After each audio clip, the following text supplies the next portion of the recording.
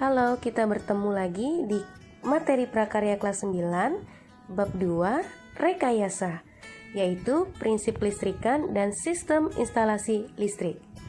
Di materi kali ini, kita akan belajar tentang prinsip listrikan dan sistem instalasi listrik rumah tangga ya. Silahkan disimak. Kita awali pembahasan kali ini dengan mencari tahu apa itu kelistrikan. Kelistrikan adalah sifat benda yang muncul dari adanya muatan listrik. Dan seperti yang kita ketahui, ada dua jenis muatan listrik, yaitu muatan listrik negatif dan muatan listrik positif. Lalu, apa itu arus listrik? Arus listrik adalah mengalirnya elektron secara kontinu pada konduktor akibat perbedaan jumlah elektron pada beberapa lokasi yang jumlah elektronnya sama. Itu adalah pengertian dari arus listrik. Terdapat dua jenis arus listrik. Yang pertama, listrik arus searah atau DC atau direct current adalah suatu arus listrik yang arahnya tetap. Dan yang kedua, listrik arus bolak-balik atau AC atau alternating current adalah arus yang besar dan arahnya selalu berubah-ubah. Lalu, bagaimana dengan pembangkit listrik? Pembangkit listrik adalah suatu alat yang dapat membangkitkan dan memproduksi tegangan listrik dengan cara mengubah suatu energi tertentu menjadi energi listrik. Bisa kalian lihat gambarnya di sebelah kiri atas, ada beberapa contoh dari pembangkit listrik. Kalian tahu jenisnya apa saja? Coba kalian sebutkan ya. Jenis-jenis pembangkit listrik ada 6, dan yang pertama adalah pembangkit listrik tenaga air atau PLTA. Pembangkit ini mengandalkan energi potensial dan kinetik dari air untuk menghasilkan energi listrik. Dan energi listrik yang dibangkitkan ini biasa disebut sebagai hidroelektrik.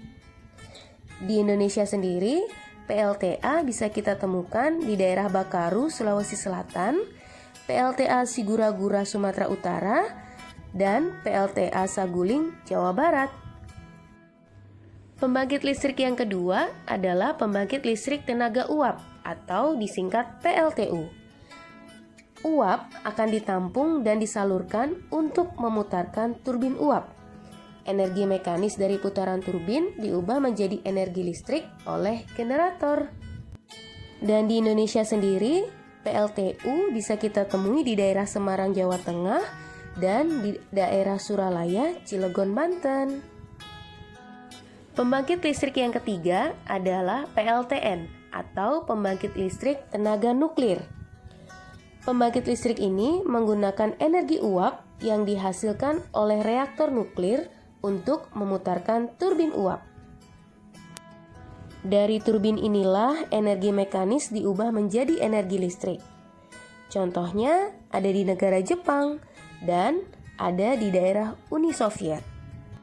Pembangkit listrik selanjutnya adalah pembangkit listrik tenaga angin. Hembusan angin digunakan untuk memutarkan baling-baling, kemudian putaran tersebut digunakan untuk memutarkan generator. Nah, dari generator inilah pembangkit listrik selanjutnya adalah pembangkit listrik tenaga batubara atau biasa disingkat dengan PLTB. Pembangkit listrik ini menggunakan bahan bakar fosil berupa batu bara yang dibakar untuk mendidihkan air agar menghasilkan uap. Nah, uap yang dihasilkan digunakan untuk menggerakkan turbin uap atau turbin gas, kemudian diubah menjadi energi listrik. Di Indonesia, PLTB bisa kita temui di daerah Bukit Asam, Sumatera Utara. Yang terakhir adalah PLTS, yaitu pembangkit listrik tenaga surya, memanfaatkan cahaya matahari sebagai energi utama.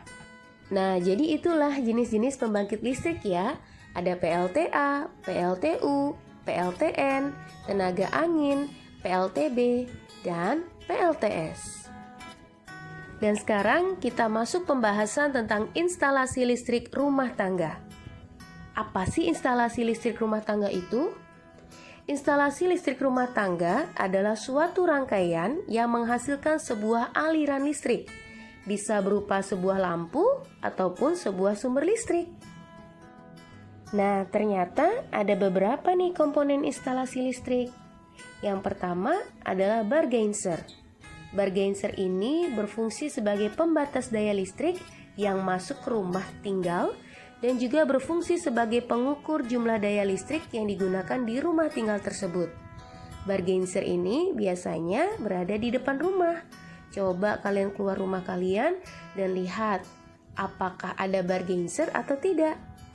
Oke, dan selanjutnya adalah pengaman listrik. Pengaman listrik ini berfungsi untuk memutuskan rangkaian listrik apabila terjadi gangguan pada instalasi listrik rumah tangga seperti gangguan hubungan arus pendek atau short circuit atau yang sering kita dengar korsleting.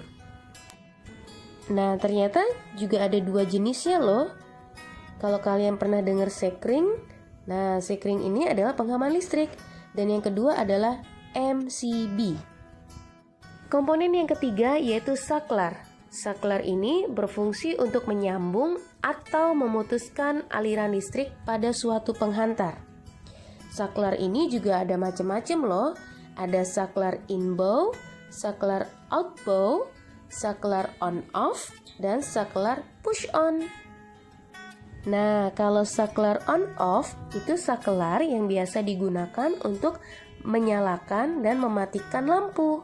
Sedangkan kalau saklar push on itu maksudnya kalau ditekan dia akan menghasilkan bunyi. Contohnya seperti bel rumah. Kalau di rumah kalian ada bel, coba kalian tekan. Kalau ditekan bunyi. Kalau kalian lepas, maka belnya berhenti. Selain itu, saklar juga dibagi menjadi saklar tunggal dan saklar majemuk. Kalau saklar tunggal berarti hanya satu buah kanal input yang terhubung dengan sumber listrik. Kalau saklar majemuk yaitu saklar yang memiliki satu buah kanal input yang terhubung dengan sumber arus listrik namun memiliki banyak kanal output yang terhubung dengan beberapa alat listrik yang digunakan.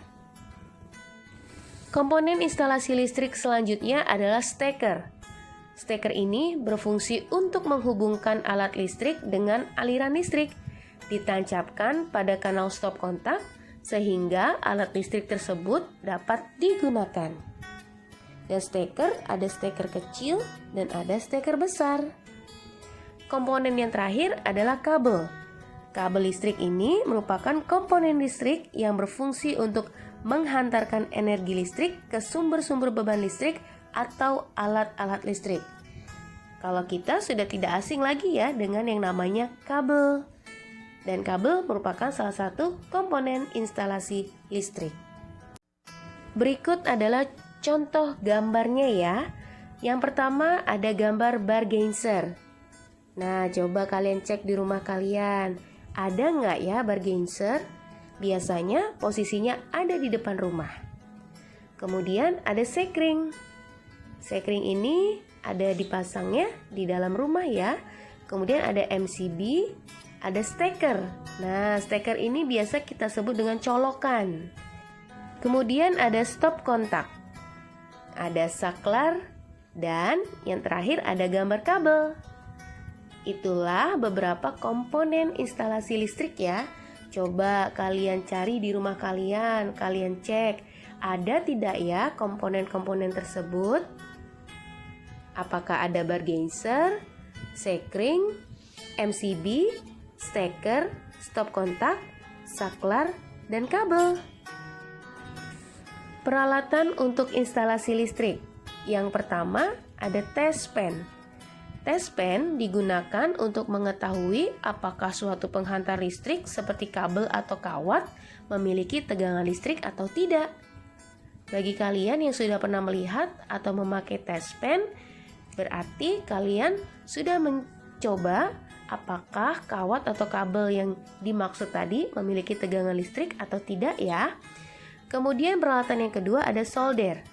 Solder digunakan untuk alat bantu dalam merakit atau membongkar rangkaian elektronika yang mengubah energi listrik menjadi energi panas. Selanjutnya ada penggaris siku. Digunakan untuk mengukur siku dari suatu sambungan, baik siku bagian dalam maupun siku bagian luar. Yang keempat ada pahat. Pahat digunakan untuk membuat lubang pada kayu. Selanjutnya ada gunting seng, digunakan untuk memotong seng atau sejenisnya. Dan peralatan untuk instalasi listrik yang terakhir adalah ketam. Ketam digunakan untuk memperhalus permukaan kayu. Jadi ada 7 peralatan untuk instalasi listrik ya. Ada tespen, solder, penggaris siku, pahat, gunting seng, dan ketam. Nah, ini ada contoh rangkaian instalasi listrik rumah tangga. Kalian lihat ya, di situ ada beberapa komponen instalasi listrik. Ada bar geyser, MCB, ada saklar. Saklarnya ada saklar tunggal dan saklar majemuk. Kemudian ada lampu, televisi, dan stop kontak. Nah, definisi instalasi listrik satu fase adalah jenis instalasi listrik yang menggunakan 2 buah kawat penghantar, yaitu 1 kawat penghantar untuk fase atau sumber atau tegangan, dan 1 kawat penghantar lainnya untuk netral. Sederhananya adalah sebuah instalasi listrik menggunakan 2 buah kabel, yaitu 1 kabel yang memiliki tegangan dan 1 kabel netral. Demikianlah pembahasan kita tentang prinsip kelistrikan dan instalasi listrik rumah tangga. Semoga apa yang sudah dijelaskan tadi dapat dipahami ya. Terima kasih.